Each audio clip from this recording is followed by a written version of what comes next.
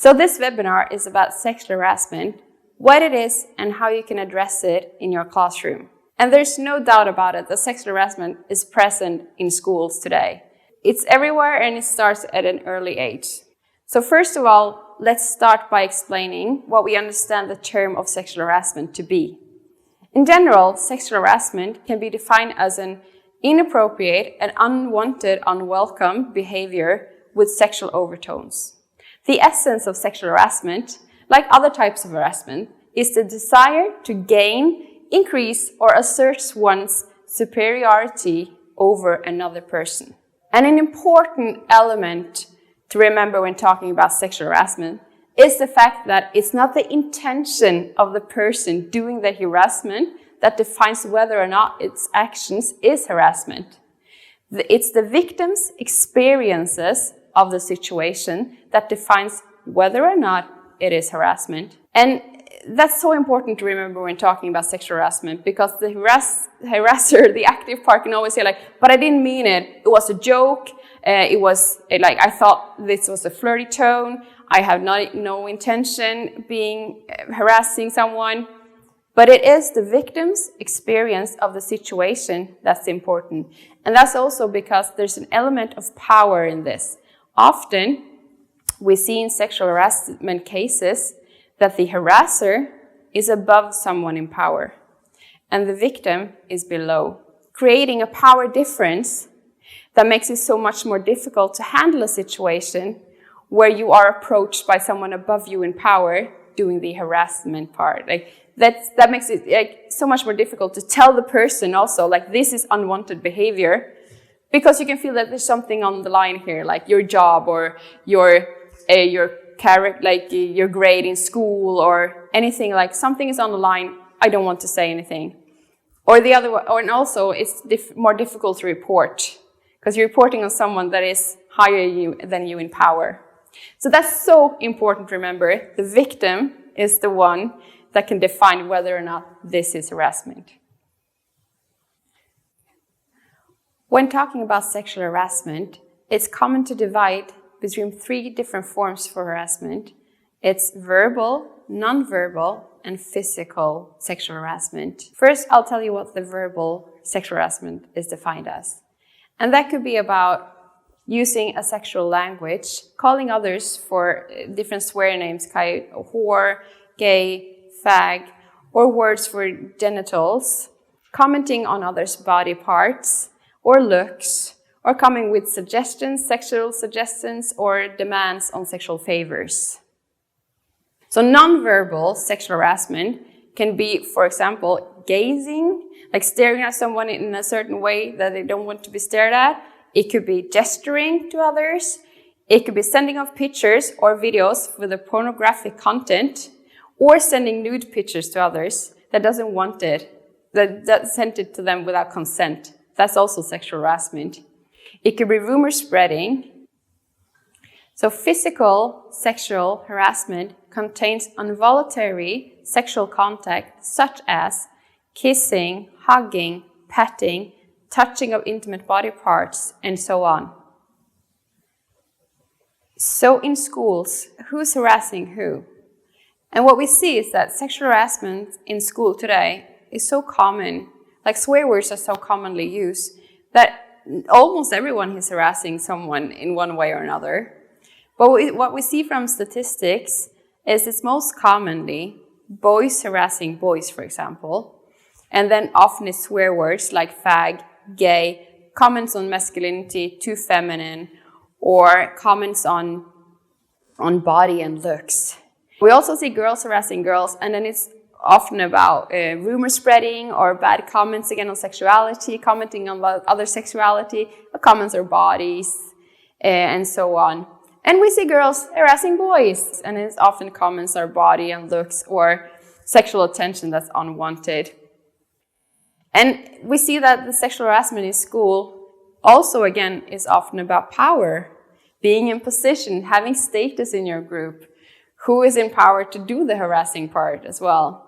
And it's about securing yourself a good status, maybe in the friends group or in the classroom, or maybe it's your own fears that you put among others And we see also that people or students being harassed, sexually harassed in classrooms, we see that they can start feel less and less joyful in school.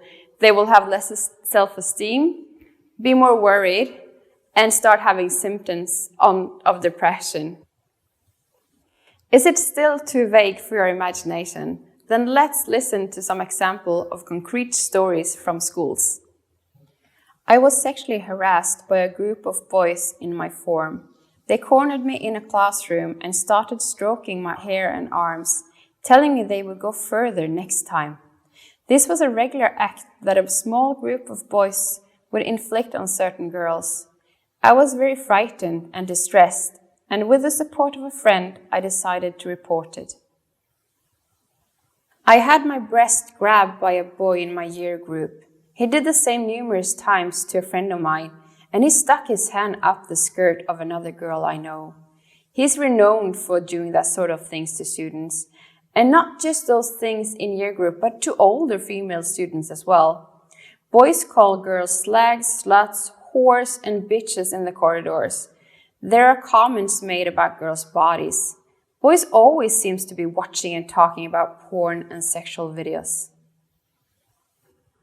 Our experiences when working with youth in Norway on the topic of sexual harassment has shown us how important it is as a teacher to raise this question in your classroom. And when talking about sexual harassment to your pupils, you should include correct terms about what sexual harassment is. You should include practical tools and facilitate for a dialogue with reflections around boundaries and consent.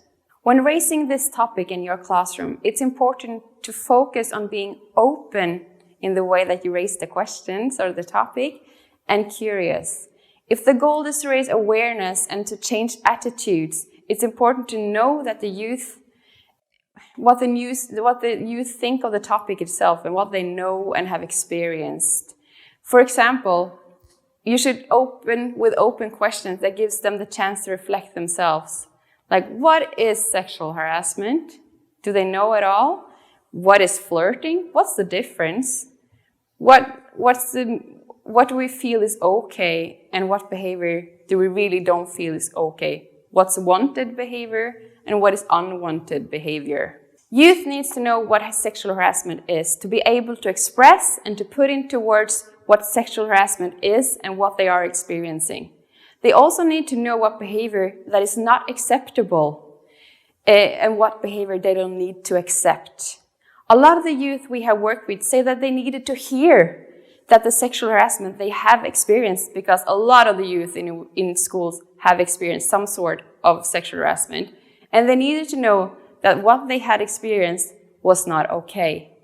And the fact that they got to know that that was not okay behavior, it made it so much easier for them to report behavior like this in the future to a teacher or another adult that they can trust in. So giving sexual harassment a term is telling them about what it is, what's okay and what's not, and also telling them about the fact that sexual harassment has roots in our norms for gender and sexuality. This is where it all comes from, sort of. Because the fact is that sexual harassment often has the intent or the effect of controlling others' behavior, making them feel less powerful and less worthy. Because sexual harassment comments on the norm, it has the effect that it controls everyone that hears it. It creates a state of fear in the classroom of breaking the norm yourself or doing something that you know that will be sanctioned on someone will say something to you or harass you in some way that you don't feel is okay. So when swear words like whore and gay are used to comment on type of behavior, it creates that element of fear in the classroom. And everyone is fearful of being the next victim of sexual harassment and thus starts to change their own behavior to not stick out of the crowd. That can be changing the way they dress, the way they talk, or the way they behave amongst their pupil or fellow students. So to talk about how an environment of sexual harassment, when that occurs in a classroom, how it's hurtful for everyone is so important. The next tip I would like to give you is to talk about consent. What consent is, how it can be vocalized, and also that intimacy boundaries differs from person to person, and that should be respected, that we all have different boundaries. And to talk about the fact that yes means yes, no means no, and how a consent means having two active positive parts in the situation, while sexual harassment is only one active part, and on one part not wanting that behavior. So to have role plays in your classroom and play out different situations to discuss what consent is, boundaries, and also what kind of situations that feels like sexual harassment. It's important to give your youth concrete, practical tools. How can they address this issue amongst each other? How can they say to another pupil, this is not okay for me? Making it easier, just raising the question, raising the subject in your classroom will make it so much easier for every student to actually say something when behavior that is not appreciated happens. Because it has been raised by the teacher, it has been discussed in the classroom that this is not something we want. So doing that talk with your pupils, discuss what action do we want to have here? What action is not okay in our classroom? What kind of behavior do we not want here? And one tip from us is to start by the 6 rules that we have here to implement those rules in the classroom. And you can use those 6 rules that I'm going to tell you right now to find out, are the rules okay in our classroom? What do the pupils think about the rules? Do they want some other rules? And then you can set the rules together, define them, print them out, put them on the wall, and agree that within these walls, our group of students, this is the rules that we will do because that makes it so much more fun for every one of us to be in this class. So the 6 rules that can be implemented in the classroom to help prevent sexual harassment is 1. Don't call anyone gay or whore. 2. Do not comment on intimate body parts to people you are not intimate with. Do not send porn or nude pictures to people you are not intimate with. 4. Let others set their own boundaries. 5. Do not press your sexuality upon others. And 6. Speak up when others are breaking the rules. So these rules are suggestions for rules to have in your classroom to start a discussion with your pupils. Are these rules good for us? Are there other rules we should include? And then that could be like, when you come to a consensus in the classroom that these rules we're going to stick to, have them on the wall and keep them alive, like discuss them once in a while. And when behavior happens that is not supposed to happen, go back to the rules. And then again, start the discussion over.